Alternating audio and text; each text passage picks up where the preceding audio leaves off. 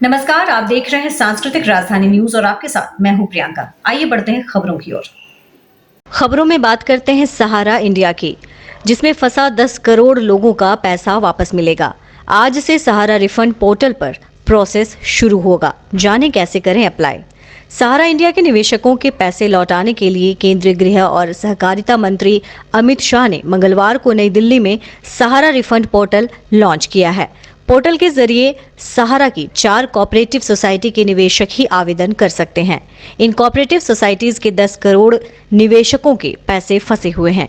इसमें बिहार, झारखंड, उत्तर प्रदेश, मध्य प्रदेश जैसे राज्यों के लोगों की संख्या सबसे ज्यादा है।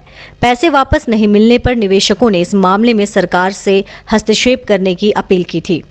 4 कोऑपरेटिव सोसाइटी के निवेशक कर सकेंगे आवेदन, जिनमें Sahara credit cooperative society limited Lucknow, Saharayan universal multipurpose society limited Bhopal, Hamara India credit cooperative society limited Kolkata, stars multipurpose cooperative society limited Hyderabad.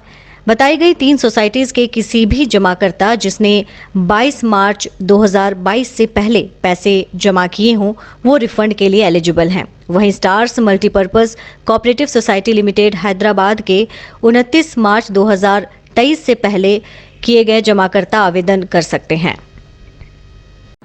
ये कार्यक्रम का महत्व 2 दृष्टि से है। एक तो करोड़ों ऐसे लोग जिनकी गाढ़ी कमाई एक 4 क्रेडिट कोऑपरेटिव सोसाइटियों के अंदर स्थगित हो गई। घोटाले का आरोप लगा, कोर्ट केस हुए, एडमिनिस्ट्रेटर अपॉइंट हो गए हैं। एडमिनिस्ट्रेटर अपॉइंट होते ही ईडी, इनकम टैक्स, अलग अलग सरकारी संस्थाओं ने अपने अटैचमेंट कर दिए और ये सब कानूनी लड़ाई में कहीं न कहीं जो निवेशक है, जिसने अपनी गाड़ी पसीने की कमाई इसमें लगाई है, इसके प्रति किसी का ध्यान नहीं जाता था। और ये कोई पहली ऐसी कहानी नहीं है। कहीं पर भी इस प्रकार के घोटाले का आरोप लगता है या घोटाले होते हैं तो तुरंत ही मल्टी एजेंसी सीजर हो जाता है। और मल्टी एजेंसी सीजर को मैं मानता हूं कि ब्रह्मा जी पर पृथ्वी पर आए तो इसको उठा नहीं सकते, क्योंकि कोई एजेंसी इसमें निवेशक का विचार नहीं करती, अपने अपने इंटरेस्ट का विचार करती है। और इसी के कारण एक बहुत बड़ी असुरक्षा की भावना और अविश्वास की भावना कोऑपरेटिव सोसाइटियों के प्रति बनी। जब मोदी जी ने एक निर्णय लिया कि इस देश में 70 करोड़ लोग ऐसे हैं जिनके पास पूंजी नहीं है, 70 करोड़ लोगों का ऐसा समूह जिनके पास पूंजी नहीं है, परंतु वो देश के विकास को कंट्रीब्यूट करना चाहता है, देश के विकास में अपना योगदान करना चाहता है, तो कैसे करे?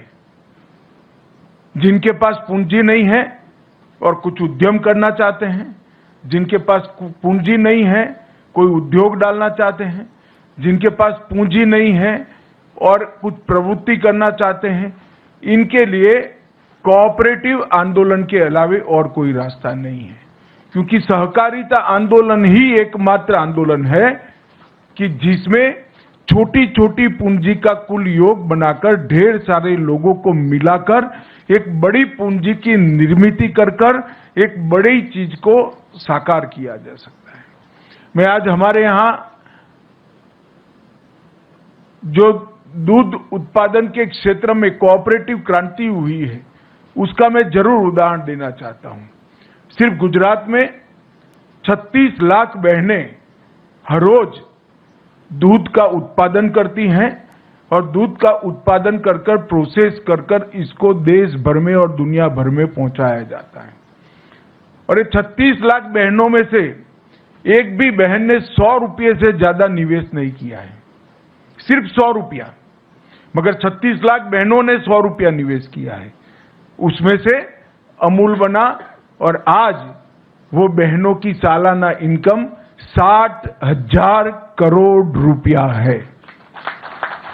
कोई कल्पना नहीं कर सकता कि 100 रुपये के निवेश से और 100 रुपये वाली 36 लाख महिलाओं जिसमें से ज्यादातर एसएससी पास भी नहीं है, वो इकट्ठा होती है, कोऑपरेटिव सोसाइटीज बनाती है, फिर जिला कोऑपरेटिव यूनियन बनते हैं, फिर फेडरेशन बनता है, और अंत इसका ये आता है कि देश भर में दूध की कमी को वो महिलाएं समाप्त करती हैं, और इसके साथ साथ 60,000 रुपये का इनकम सालाना वो करते हैं।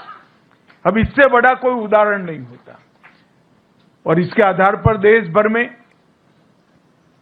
कई सारे कोऑपरेटिव डेयरी के मॉडल बने हैं।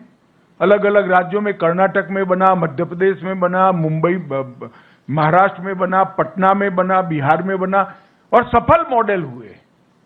और इस सब का योग मिला लें तो 2.5 करोड़ बहनें आज पशुपालन कर कर देश की दूध की कमी को समाप्त भी कर रही हैं और जीडीपी में कंट्रीब्यूट भी कर रही हैं। ये तो उदाहरण हुआ एक सफल कोऑपरेटिव का, मगर कई बार घपले घोटाले के आरोप भी होते हैं, और जो छोटे छोटे लोग इसमें निवेश करते हैं उनकी पूंजी जाया जाती है। सालों सालों तक, ये सहारा का ही उदाहरण ले दी, कितने सालों तक सुप्रीम कोर्ट में केस चला, सभी एजेंसियों ने इनकी प्रॉपर्टी सीज कर दी, अकाउंट सीज कर दे, एक सीजर हो तो उसका रास्ता निकाले, 7-8 एजेंसियों ने सीजर कर दिए। अब ऐसा जब होता है तो कोऑपरेटिव आंदोलन की विश्वसनीयता, क्रेडिट सोसाइटियों की विश्वसनीयता समाप्त होती है। इसलिए मोदी जी ने जो मंत्रालय बनाया, उसके बाद हमने इनिशिएटिव लिया, सभी स्टेक होल्डरों को बिठाया। इसमें आप लोगों को नहीं बिठाया था क्योंकि आपका रिप्रेजेंटेटिव मैं हूं। जो निवेश करता है उनको नहीं बुलाया था। हमने सेबी वालों को भी बुलाया, ईडी वालों को भी बुलाया, इनकम टैक्स वालों को भी बुलाया, सीरियस फ्रॉड ऑर्गेनाइजेशन वालों को भी बुलाया, सीबीआई वालों को भी बुलाया, और अधिवक्ताओं को भी बुलाया, लॉ ऑफिसर्स को भी बुलाया। सबके साथ मिलकर हमने कहा कि हम क्या एक ऐसी व्यवस्था कर सकते हैं जिससे सभी लोग अपने दावों के ऊपर उठकर जो छोटा निवेशक है इसकी चिंता कर सकते हैं। और मुझे आनंद है कि सभी एजेंसियों ने मिलकर एक सुप्रीम कोर्ट में याचिका दायर की, और सुप्रीम कोर्ट ने भी एक ऐतिहासिक फैसला लिया कि सभी एजेंसियां जब सहमत है तो एक सुप्रीम कोर्ट के पूर्व न्यायाधीश जी की अध्यक्षता में एक कमेटी बनाई जाए और उनके निर्देशन से ये पारदर्शी भुगतान की शुरुआत की जाए। और ट्रायल बेस पर आज ये पारदर्शी भुगतान की शुरुआत 5,000 करोड़ रुपए से कर रहे हैं हम। ये 5,000 करोड़ रुपया निवेशकों को वापस लौटाने की शुरुआत होगी, और ये 5,000 करोड़ रुपया जब पूरा वापस हो जाएगा, हम फिर से सुप्रीम कोर्ट के सामने जाएंगे और कहेंगे कि इतने निवेशक बचे हैं और बाकी का भुगतान भी करें। आज जो पोर्टल लॉन्च हुआ है, वो पोर्टल से लगभग 1 करोड़ निवेशकों को, क्योंकि हमने तय किया है कि पहले 10,000 रुपया तक की राशि को हम भुगतान करेंगे, जिनका 10,000 तक का निवेश है वो, और जितना भी निवेश हो उसमें से 10,000 रुपया। ये ट्रायल बेस है, और ये पोर्टल के माध्यम से इसको ऑनलाइन सबको निमंत्रित करेंगे। पूरे डेटा को ऑनलाइन कर दिया गया है चारों सोसाइटियों के, और सीरीज ऑफ मीटिंग कोऑपरेटिव मंत्रालय के, सहकारिता मंत्रालय के अधिकारियों ने की है।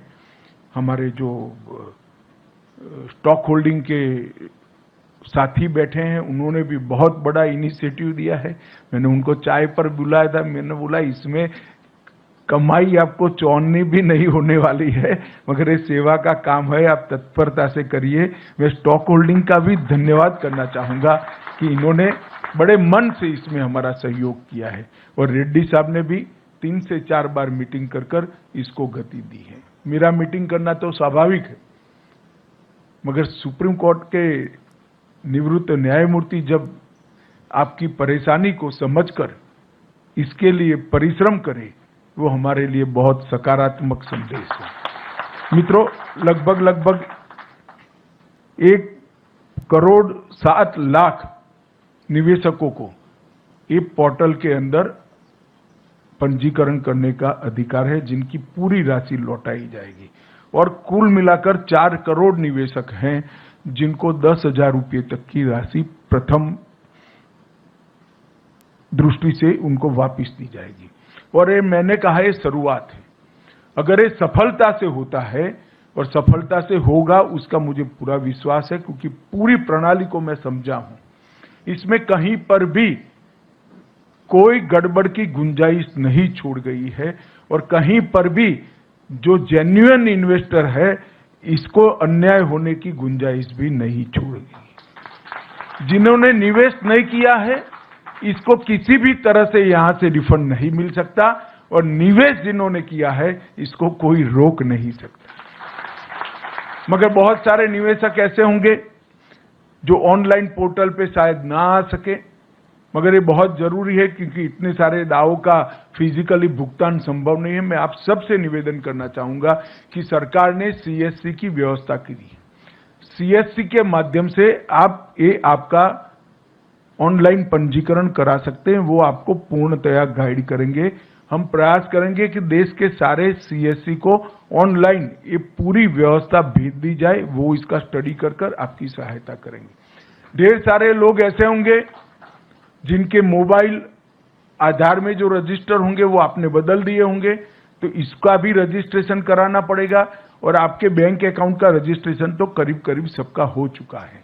इसमें 2 ही प्रमुख शर्तें हैं, एक आधार का रजिस्ट्रेशन आपके मोबाइल के साथ होना और आधार का रजिस्ट्रेशन आपके बैंक अकाउंट के साथ होना।